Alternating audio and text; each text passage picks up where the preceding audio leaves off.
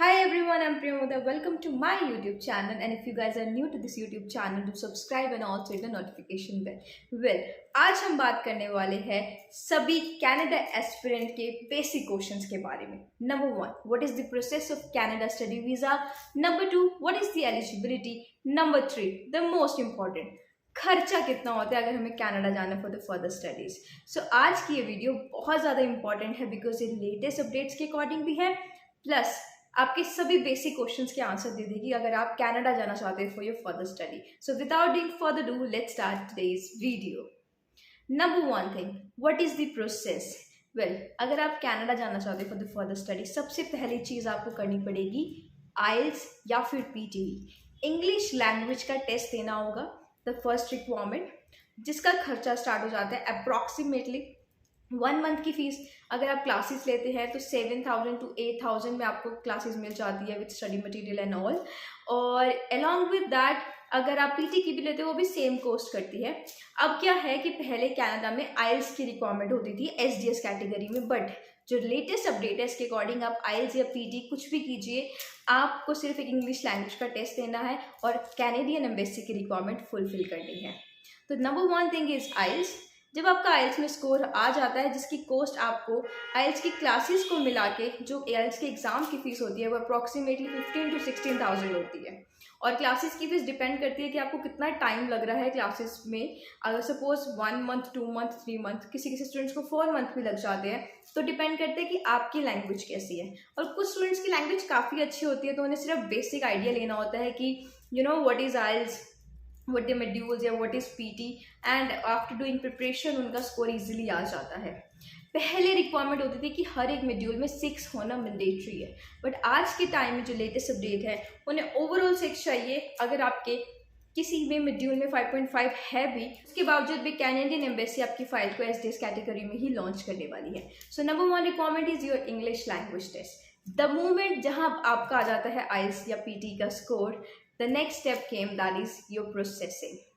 Processing के time जो दूसरा खर्चा होने वाला होता है वो है कॉलेजेस की एप्लीकेशन फीस. हम ऑफर लेटर अप्लाई करने के लिए कुछ कॉलेजेस में अप्लाई करते हैं, कुछ कॉलेजेस की ऑफर लेटर फीस 0 होती है और वेवर होता है, बट कुछ की 5,000 से लेकर 15,000 अप्रॉक्सीमेटली कॉस्ट करती है आपको.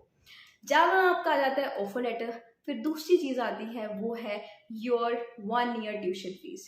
कनाडा में अगर आपको फाइल एसडीएस कैटेगरी में लॉन्च करनी है तो आपको पूरी 1 ईयर की ट्यूशन फीस डिपॉजिट करनी होती है. That is approximately 10 lakh rupees. That depend from university to university, college to college, but अगर हम रफ आइडिया लें तो 10 लाख के करीब, 10 से 11 लाख के करीब आपकी एक पूरे साल की आपको कैनेडियन यूनिवर्सिटी को या कॉलेज को फीस डिपॉजिट करानी होती है. The moment you got the fees receipt deposit from the Canadian college, the next thing is GIC. आपकी फीस रिसिप्ट आने के बाद अगली चीज़ जो आपको पे करनी होती है वो है GIC. That is around 10,000 Canadian dollar, जो कि आपके इंडियन करेंसी में अप्रॉक्सीमेटली 6,20,000 के करीब पहुंचता है. तो अभी तक अगर मैं कैलकुलेट करूँ तो आपको एक्सपेंस कहाँ तक पहुँच चुका है, आपकी 20,000 to 25,000 रुपीज़ आपकी आइल्स और पीटी की एक्सपेंस आपको हुई, 5,000 to 15,000 आपके ऑफर लेटर की, 10 से 11 लाख रुपए जो आपने फीस पे करी वो, और 6,20,000 के करीब जो आप जीआईसी पे कर रहे हैं टू द कैनेडियन एम्बेसी. अब सवाल होता है जीआईसी होता क्या है? It is a guaranteed investment certificate. ये इसके अंदर बेसिकली इंडिया से कनाडा के बैंक के अंदर आपके नाम से अकाउंट खोला जाता है और ये अमाउंट उसमें डिपॉजिट करी जाती है एज योर लिविंग एक्सपेंस. कि आप कनाडा आ रहे हैं, पढ़ने के लिए आ रहे हैं, तो आपका 1 साल का खर्चा कनाडा आपसे एडवांस में लेता है और ये अमाउंट आपको ही वापस करी जाती है कनाडा की तरफ से.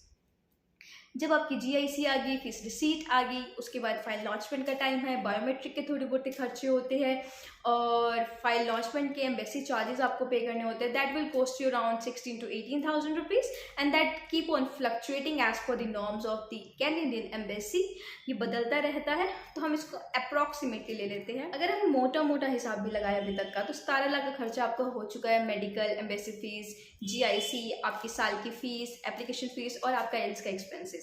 इसके बाद आपकी चीज़ आती है result. The moment you got the result, फिर बात आती है टिकट बुक करने की.